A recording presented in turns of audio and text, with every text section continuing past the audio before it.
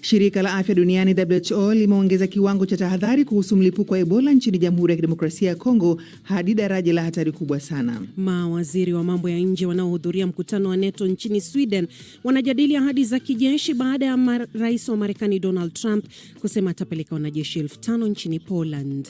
Wizara ya mambo ya nchi za nje ya Marekani imemwekea vikwazo kamishna msaidizi mwandamizi wa polisi nchini Tanzania Faustin Mafwele kuingia nchini humo. Si hatujapakia bado taarifa yoyote kimaandishi wala rasmi kutoka Marekani. Tumekuwa tukisikia tu kwenye mitandao ya kijamii, na kama ilivyokuwa utaratibu, huwezi kufanya kazi za serikali kwa mitandao ya kijamii daima. Lazima tupate taarifa rasmi ya kimaandishi. Na kwenye mjadala wetu wa wiki tunaangazia soka, kwani wikendi hii pazia linashuka rasmi katika msimu wa ligi kuu ya England. Jinsi ambavyo Liverpool wanacheza kwenye mazingira ambayo kuna muda uelewi, yani kuna muda timu hata kutengeneza nafasi tu inakuwa ni shida. Alafu angalia namna ambavyo timu inaruhusu mabao. Kazi ya mwalimu ni kuisaidia timu kutoka nyuma, kutengeneza nafasi, kufika mbele. Kufunga magoli ni nyinyi wachezaji wenyewe. Viwanjani baada ya Arsenal kutoa ubingwa mahasimu wake wa London, Spurs na West Ham, nani atashuka daraja? Sikiliza makala ya spoti hapo baadaye. Jina langu ni Ive Buchana.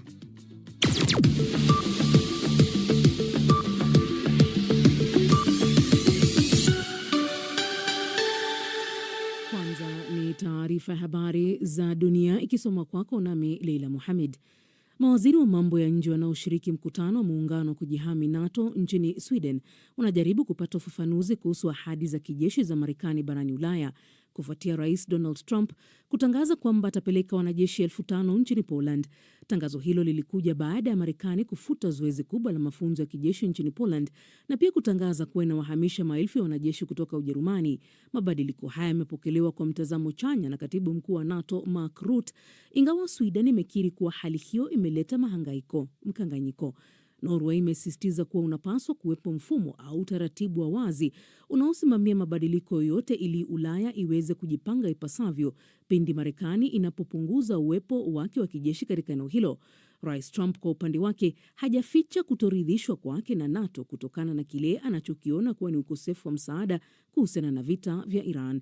Akizungumza katika mkutano na waandishi wa habari kabla ya mkutano wa mawaziri wa mambo ya nje wa NATO nchini Sweden, Mark Rutte ameelezea msimamo huo huku mjadala kuhusu mabadiliko ya ushirikiano wa kijeshi ukiendelea.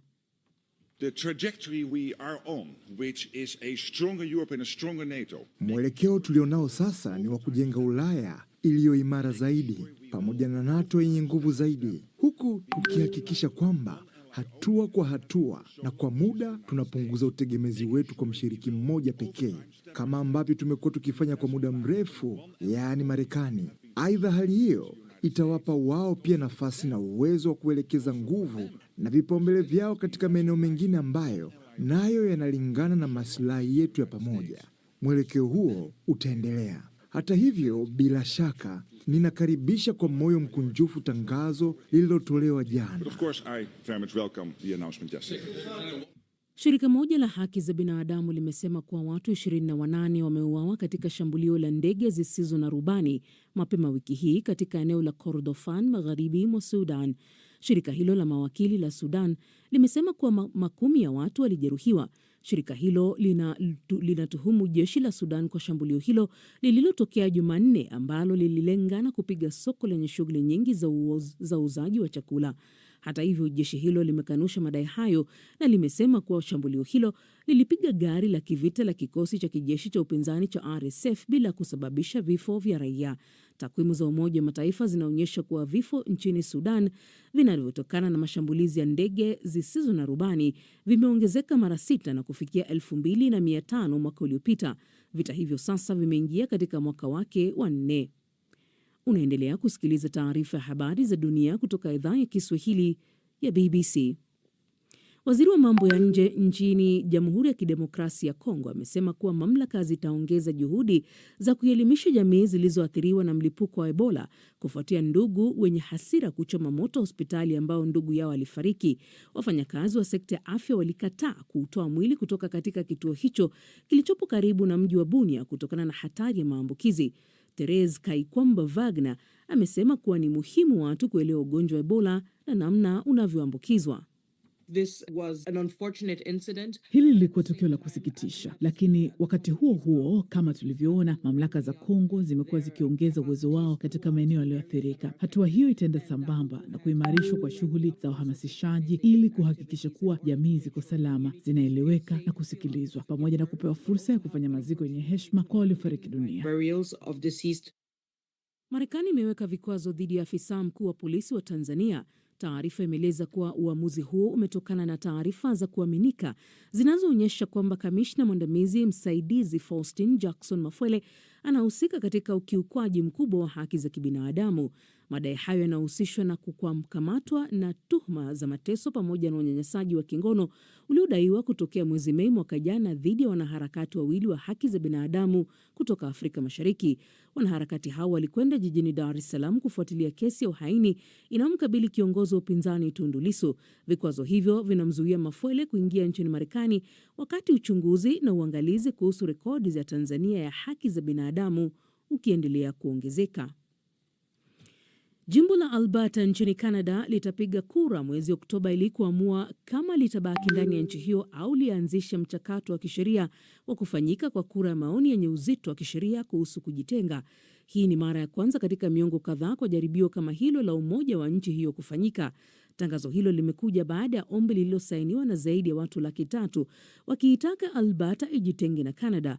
Jimbo hilo lina utajiri mkubwa wa mafuta na kumekuwa na mvutano kati yake na serikali kuu mjini Ottawa kuhusu rasilimali za asili. Uchunguzi wa maoni ya umma unaonyesha kuwa wakazi wengi wa Alberta wangetaka kupiga kura ya kupinga kujitenga. Hatua yoyote kuelekea uhuru ingeweza kusababisha mazungumzo ya muda mrefu na serikali kuu ya nchi hiyo. Hii ni BBC. Shukran sana Leila Mohamed kutusomea taarifa ya habari kutoka studio zetu za Nairobi. Haya ni matangazo ya Dira ya Dunia, msikilizaji, kutoka idhaa ya Kiswahili ya BBC. Kumbuka inakujia kwako kupitia FM na redio wa shirika mbalimbali. Sasa kama uko nchini Tanzania, unaweza kutupata kupitia CGFM, Classic FM, Radio 1, Radio Free Africa, Abud FM, Loliondo FM, lakini huko visiwani Zanzibar ni Zenji FM. Na kama uko nchini Uganda, basi tutege sikio kupitia Radio Lira, Radio Paidha, Voice of Karamoja, Voice of Muhabura, Voice of Busoga, lakini vile Radio Chitara. Kama uko nchini Kenya, unaweza kutupata kupitia Mwanedu FM, Nyota FM, County FM, Must FM, Pamoja FM ama Gulf Radio. Lakini wale walioko nchini Jamhuri ya Kidemokrasia ya Kongo, basi wanatupata kupitia Radio Muungano Beni na Lizadil Radio. Vilevile matangazo haya yako kwenye tovuti yetu BBC News Swahili, ukurasa wetu wa Facebook mbashara BBC News Swahili, na vilevile kwenye YouTube BBC News Swahili. Karibu tena. Leo hii watangazaji wako ni mimi Phyllis Mwote na Halima Nyanza. Karibu Halima. Asante sana Phils, na tuanze basi na taarifa kuhusiana na shirika la afya duniani WHO ambayo imeongeza kiwango cha tahadhari kuhusu mlipuko wa Ebola nchini Jamhuri ya Kidemokrasia ya Kongo hadi daraja la hatari kubwa sana. Shirika hilo linaamini kuwa mlipuko wa sasa umesababisha vifo vya watu 177 huku karibu watu 750 wakiripotiwa kuambukizwa. Elizabeth Kazibure na maelezo zaidi.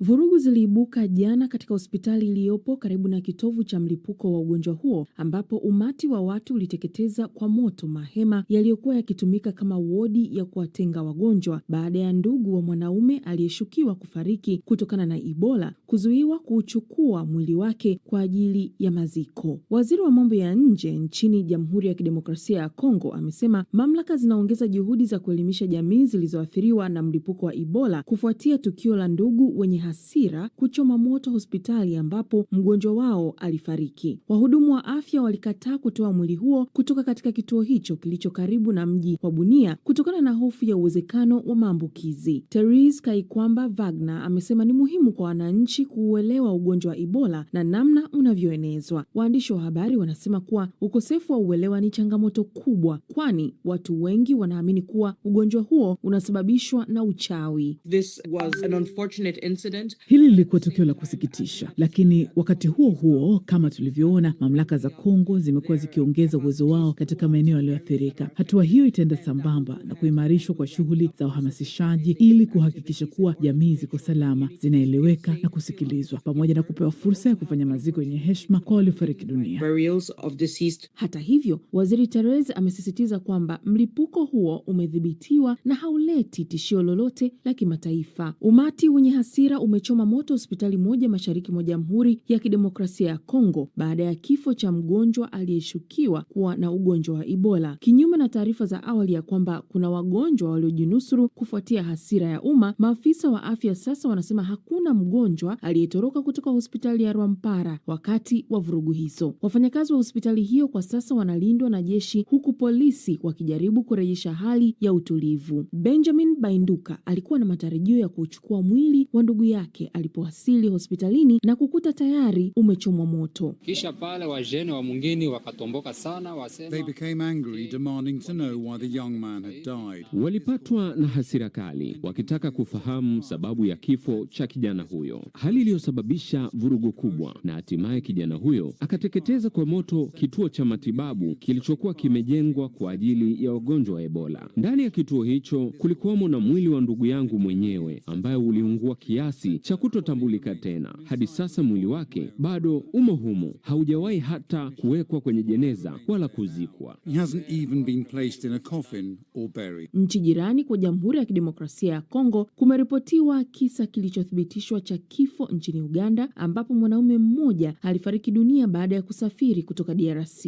Maafisa wa afya wamesema kuwa mgonjwa aliyekuwa akishukiwa kuwa wa pili kuambukizwa Ebola nchini Uganda alipimwa na kubainika kuwa hana maambukizi hayo, hali inayoaminisha kuwa hakuna maambukizi hai yanayojulikana ya ugonjwa huo nje ya DRC kwa sasa. Uganda imeimarisha udhibiti katika mipaka yake, kusitisha safari za ndege kwenda DRC na kuweka marufuku ya mikusanyiko ya hadhara katika baadhi ya maeneo yaliyo karibu na mpaka. Wakati huo huo, balozi wa Uganda aliyepo Umoja wa Mataifa amelikosoa shirika la afya WHO akilituhumu kwa kutoa taarifa zisizo za tahadhari na kwa kuzidisha kiwango cha hatari kwa Uganda. Shirika la Afya Duniani WHO lilitangaza siku ya Jumapili kuwa mlipuko huo ni dharura ya afya ya kimataifa inayohitaji uangalizi wa haraka.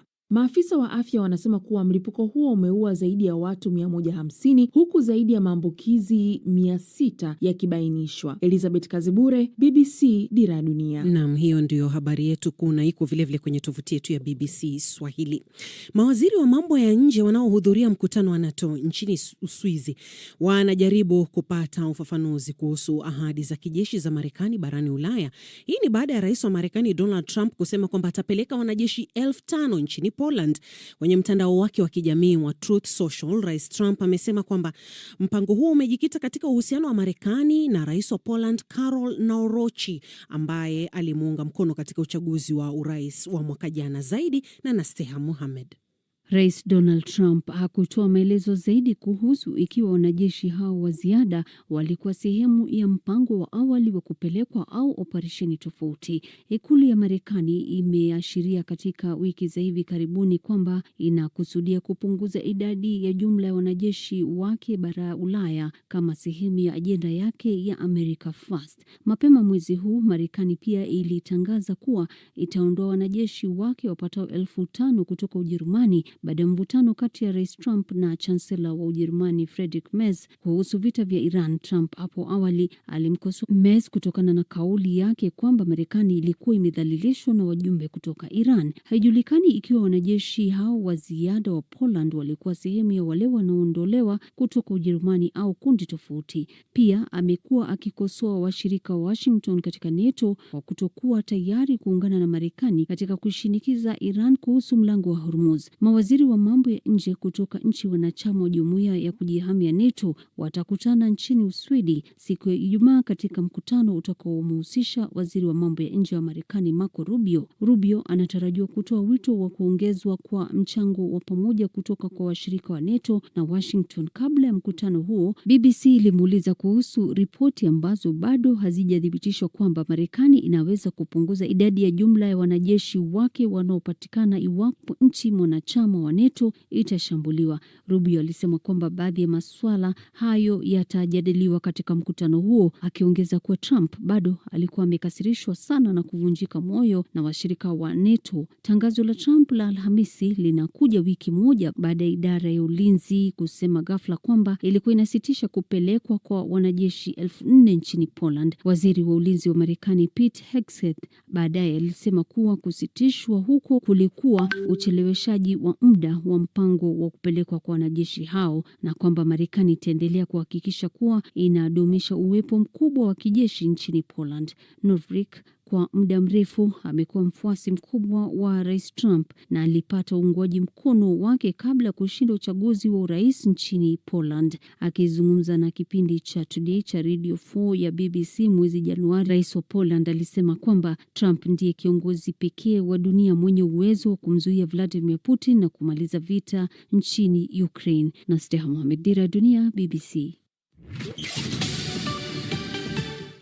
Na msikilizaji, unaendelea kusikiliza Dira ya Dunia kutoka idhaa ya Kiswahili ya BBC. Habari kuu jioni hii, shirika la afya duniani WHO limeongeza kiwango cha tahadhari kuhusu mlipuko wa Ebola nchini Jamhuri ya Kidemokrasia ya Kongo hadi daraja la hatari kubwa sana.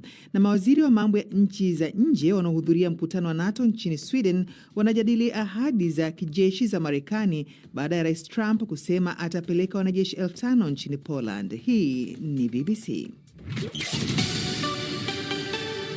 Bila shaka ni matangazo ya Dira ya Dunia kutoka idhaa ya Kiswahili ya BBC. Serikali ya Tanzania imeeleza kuwa haijapata taarifa rasmi kufuatia taarifa iliyotolewa mitandaoni na serikali ya Marekani ikieleza kwamba imeweka vikwazo dhidi ya afisa mwandamizi wa jeshi la polisi Faustin Mafwele kwa madai ya kuhusika katika vitendo vya ukiukwaji wa haki za kibinadamu nchini humo. Mafwele mwenye cheo cha kamishna msaidizi mwandamizi pia ni mkuu wa upelelezi wa makosa ya jinai kanda maalum ya Dar es Salaam na anatuhumiwa kuhusika kwenye makosa hayo katika kipindi cha mwaka jana. Hata hivyo, taarifa iliyotolewa jana na Wizara ya Mambo ya Nje ya Marekani imeeleza kwamba imemwekea vikwazo Mafwele kuingia nchini Marekani kwa kile wanachodai kuwa wana taarifa za kuaminika kuwa alihusika katika ukiukwaji mkubwa wa haki za kibinadamu. Katika taarifa hiyo, waziri wa mambo ya nje wa Marekani Marco Rubio amesema kwamba mwezi wa Mei mwaka jana, jeshi la polisi liliwakamata, kuwatesa na kuwanyanyasa kingono raia wa Uganda Agatha Atuhaire na raia wa Kenya Boniface Mwangi. Wawili hao walifika jijini Dar es Salaam kwa ajili ya kufuatilia kesi dhidi ya kiongozi wa upinzani Tundu Lissu iliyokuwa ikitajwa kwa mara ya kwanza wakati huo. Sasa ili kufahamu kwa undani nini kinachoendelea, mwandishi wa BBC Alfred Lastek amezungumza na waziri wa mambo ya nje wa Tanzania Mahmoud Thabit Kombo, na kwanza amemuuliza kuhusu uwepo wa taarifa hiyo ya afisa wa polisi kuwekewa vikwazo na ni hatua zipi ambazo zimeshachukuliwa na serikali ya Tanzania. Si hatujapakia bado taarifa yoyote kimaandishi wala rasmi kutoka Marekani. Tumekuwa tukisikia tu kwenye mitandao ya kijamii, na kama ilivyokuwa utaratibu, huwezi kufanya kazi za serikali kwa mitandao ya kijamii daima. Lazima tupate taarifa rasmi ya kimaandishi, na taarifa rasmi ya kimaandishi haijawasilishwa bado kutoka serikali ya Marekani. Hata kama taarifa rasmi hamjapokea, taarifa iliyopo rasmi kwenye mtandao wa Wizara ya Mambo ya Nje ya Marekani inaeleza hivyo. Sasa hatua gani mnaweza kuchukua iwapo pia mtapata taarifa hiyo hapo baadaye? Tutakapopokea taarifa hiyo rasmi, kwa sababu utaratibu wa Wizara ya Mambo ya Nje ni kupokea taarifa kwa note verbal. Note verbal ndio utaratibu wa wizara zote za mambo ya nje zikiwasiliana na serikali nyingine kuwasilisha taarifa hiyo rasmi kwa njia ya note verbal. Kwa hiyo tutakapopokea taarifa hiyo, then of course tutachukua hatua stahiki na kutoa maelezo, lakini kwa kuwa hatujapokea bado hatuwezi kutoa maelezo yoyote. Inawezekana tu ni mitandao ya jamii baadaye ikafutwa. Ishawahi kutoka ya taarifa nyingi za mitandao ya jamii kwenye travel warning na vitu namna hiyo. Baadaye tunapofuatilia inakuwa hizo taarifa sio sahihi ama hazikuwasilishwa kwa maandishi. Waziri Kombo, sasa inapotokea kwamba raia mmoja wa Tanzania anadaiwa kukiuka haki za binadamu na anapokuwa kwenye taifa lake, lakini pia anazuiwa kwenda kwenye taifa lingine kutokana na vitendo hivyo anavyotuhumiwa, nyie kama serikali ya Tanzania huwa mnachukua hatua gani dhidi ya taarifa hizo ama kile ambacho mnaelezwa na mataifa hayo ambayo yanazuia raia wa Tanzania? Kuna utaratibu maalum wa kiserikali, na huo utaratibu huwa unafuatwa baada ya vikao stahiki kukaa. Kwa hiyo atakapotokezea yoyote kwa raia mmoja, wawili, watano, 10, 20, hata 100 au zaidi, basi vikao stahiki vitakaa na serikali itatoa tamko lake na hatua stahiki ambazo itachukua. Kwa hiyo tusubiri tu kwanza ili tupokee taarifa hiyo rasmi. Nam ni waziri wa mambo ya nchi za nje wa Tanzania Mohamed Thabit Kombo kama alivyozungumza na Alfred Lastek wa BBC. Kumbuka msikilizaji, matangazo haya pia unaweza kuyapata katika mitandao yetu ya bbcswahili.com kama anavyofanya Alan Kaita. Yeye anasema anatusikiliza pia kupitia mubashara akiwa jijini Nairobi kupitia masafa ya 93.9. Omar Saidi unasema unatupata vizuri ukiwa Ruvuma, Tanzania. Nawe Davidson unasema unatupata ukiwa Moshi Chekereni. Kefa Obanchi Onchiri unasema unatusikiliza ukiwa Boston nchini Marekani. Na tukiendelea mbele, watu 28 wamefariki na wengine 23 kujeruhiwa baada ya ndege isiyo na rubani kufanya mashambulizi katika soko lililokuwa na msongamano wa watu kusini mwa Sudan. Walioshuhudia tukio hilo wamesema ni moja ya shambulio baya katika siku za hivi karibuni katika vita hivi vinavyoendelea nchini humo ambavyo vimedumu kwa miaka 3. Taarifa zaidi na Faidha Ngaga. Shambulio hilo lilipiga katika mji wa Gubaish magharibi mwa Kordofan, eneo ambalo linadhibitiwa na wapiganaji wa RSF, ambao mzozo wa jeshi la Sudan umeleta uharibifu mkubwa nchini humo tangu Aprili mwaka 2023. Watu walioshuhudia tukio hilo wamesema kuwa ndege hiyo isiyokuwa na rubani ilishambulia mgahawa uliokuwa umejaa wateja. Shambulio la kwanza lilifanywa katika gari la wapiganaji wa RSF na kuua watu 3, na mlipuko wa pili ulishambulia mgahawa. Majeruhi na miili ya waliokufa wamepelekwa katika hospitali ya mji huo. Taasisi ya masuala ya kisheria nchini Sudan imesema kuwa shambulio hilo lililenga soko muhimu linalotegemewa na maelfu ya raia kwa ajili ya kununua chakula na bidhaa nyingine muhimu.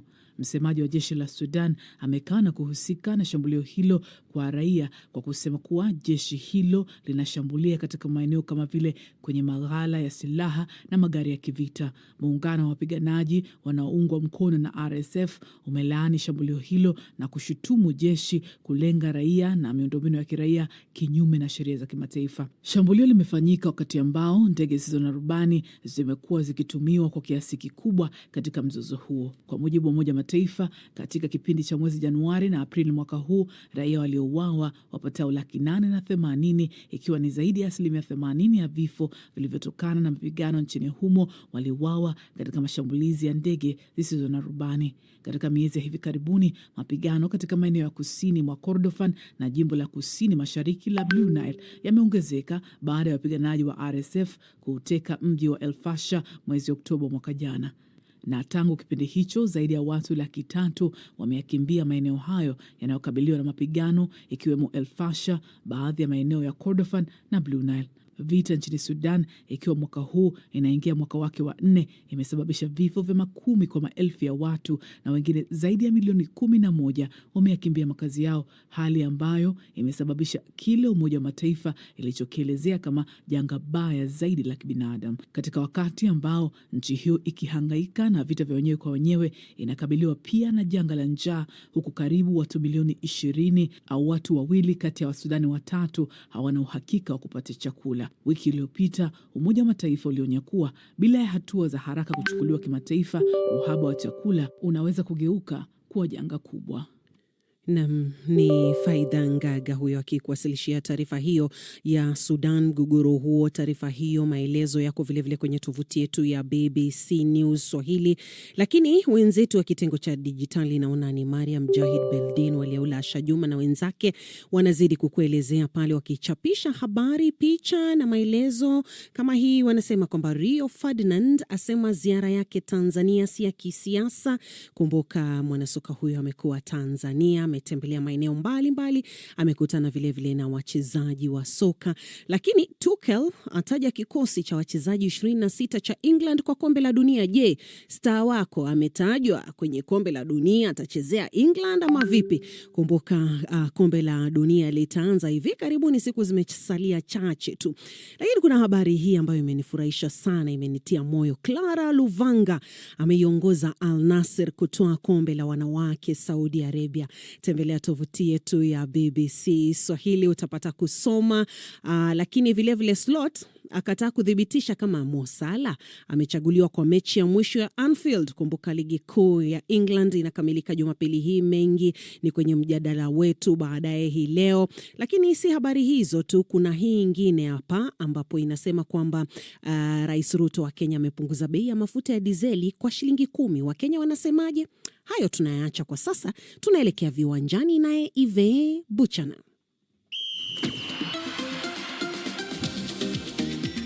Barabara kabisa. Mzunguko wa mwisho wa mechi za ligi kuu ya England siku ya Jumapili utaamua hatima ya klabu kadhaa, wakati Arsenal wakitoa taji lao la kwanza la ligi baada ya miaka 22 siku ya Jumanne. Hitimisho la msimu litaamua nafasi zilizobaki za kufuzu mashindano ya Ulaya na timu ya mwisho itakayoshuka daraja. Lakini mfumo wa kufuzu ligi ya mabingwa unafanya kazi namna gani? Niko naye Victor Kenani. Karibu sana Victor. Kwa upande wa ligi wa juu, Gunners, Manchester City na Manchester United zitashiriki ligi ya mabingwa na zimehakikishiwa kumaliza katika nafasi za 3 za juu. Aston Villa nao pia wamefuzu kucheza ligi ya mabingwa, lakini baada ya kushinda fainali ya ligi ya Europa siku ya Jumatano, nafasi yao ya mwisho kwenye msimamo wa ligi itaamua ikiwa klabu moja au mbili zaidi za Uingereza zitapata nafasi ya ligi ya mabingwa katika siku hii ya mwisho. Picha imekuwa wazi zaidi baada ya Villa kuifunga Freiburg katika fainali ya ligi ya Europa. Kwa sababu Uingereza imeshinda moja ya nafasi 2 za juu za mafanikio kwa ajili ya ligi ya mabingwa msimu ujao, klabu 5 za ligi kuu ya Uingereza zitashiriki mashindano hayo badala ya 4. Kama ilivyo kwa Uingereza, Uhispania nao wamehakikishiwa klabu 5. Tayari tunajua kuwa Arsenal, City, United na Villa ni 4 kati ya hizo. Lakini kwa sababu ya Villa kushinda fainali ya ligi ya Europa, kuna uwezekano wa klabu 6 za Uingereza kufuzu ligi ya mabingwa msimu ujao. Ili jambo hilo litokee, Villa itabidi imalize katika nafasi ya 5. Kwa sasa wako nafasi ya 4 wakiwa mbele kwa alama 3 dhidi ya Liverpool iliyo nafasi ya 5. Hiyo ina maana kwamba Liverpool itabidi iifunge Brentford na kuomba Villa ipoteze mbele ya City ili waweze kuipita timu hiyo ya Unai Emery. Mashabiki wa Bournemouth na Brighton nao watakuwa naomba hili litokee. Kama likitokea, ina maana moja, wao wataungana na Liverpool kuwa timu ya 6 ya Uingereza kwenye ligi ya mabingwa. Bournemouth wanahitaji alama 1 tu ugenini dhidi ya Nottingham Forest ili kujihakikishia kumaliza katika nafasi ya 6 za juu. Wakati huo huo, Brighton watatakiwa kuifunga Manchester United na kuombea Bournemouth wapoteze ili wao wamalize nafasi ya 6. Liverpool wanahitaji alama 1 tu ili kujihakikishia kumaliza katika nafasi 5 za juu ikiwa Villa itang'ang'ania nafasi ya 4. Lakini wakipoteza nyumbani dhidi ya Brentford, watakosa nafasi hiyo ya 5 iwapo tu Bournemouth watashinda dhidi ya Forest na Bournemouth wafanikiwe kuziba pengo la tofauti ya mabao 6. Sasa mambo yako vipi kuhusu kushuka daraja? Timu itakayojiunga na Wolverhampton na Burnley kwenye ligi ya daraja la pili msimu ujao itakuwa ni moja kati ya Spurs au West Ham.